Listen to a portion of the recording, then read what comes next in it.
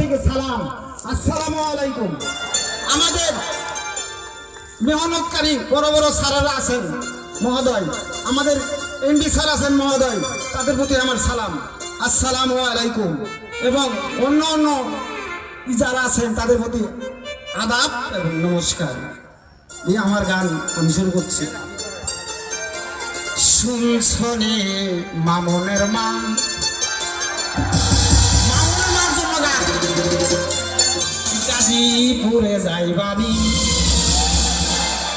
ফকরুদ্দিন টেক্সটাইলে তুমি চাকরি করবানি,